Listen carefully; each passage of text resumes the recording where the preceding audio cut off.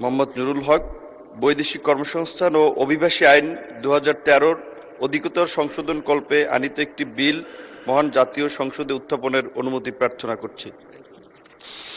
মাননীয় প্রতিমন্ত্রী, আপনি বিলটি উত্থাপন করুন।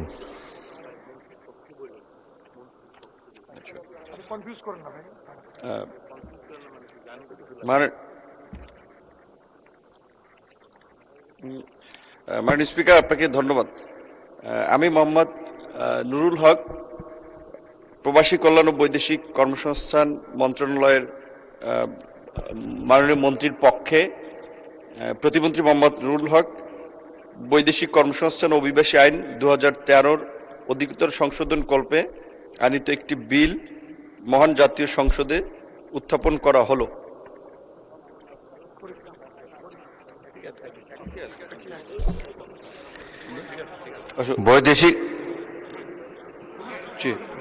বৈদেশিক কর্মসংস্থান ও অভিবাসী সংশোধন বিল 2026 সংসদে উত্থাপিত হলো।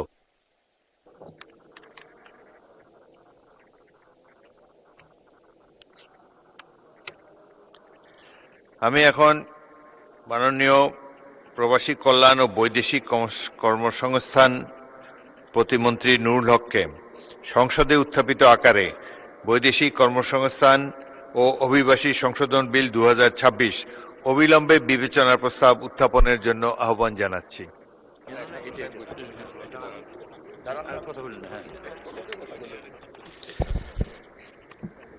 আমি মোহাম্মদ নুরুল হক প্রবাসী কল্যাণ ও বৈদেশিক কর্মসংস্থান মন্ত্রণালয়ের প্রতিমন্ত্রী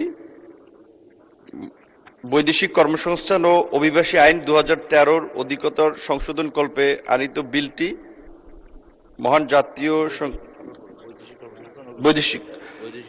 বৈদেশিক কর্মসংস্থান ও অভিবাসী সংশোধন বিল 2026 অবিলম্বে উত্থাপিত আকারে অবিলম্বে বিবেচনা করা হোক।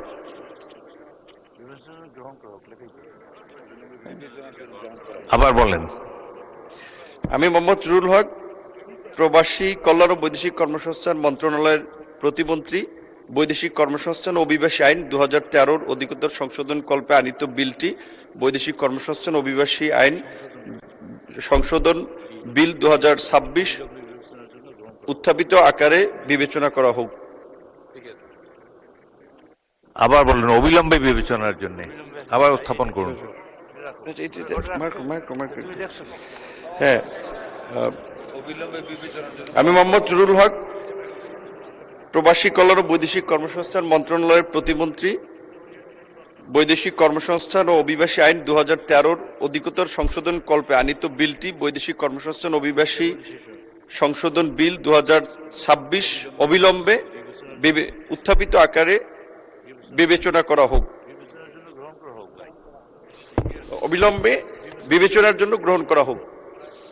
ধন্যবাদ মাননীয় প্রতিমন্ত্রী। সংসদের সামনে প্রশ্ন হচ্ছে, সংসদে উত্থাপিত আকারে বৈদেশিক কর্মসংস্থান ও অভিবাসী সংশোধন বিল 2026 অবিলম্বে বিবেচনার জন্য গ্রহণ করা হোক। যারা এই প্রস্তাবের পক্ষে আছেন তারা হাঁ বলুন।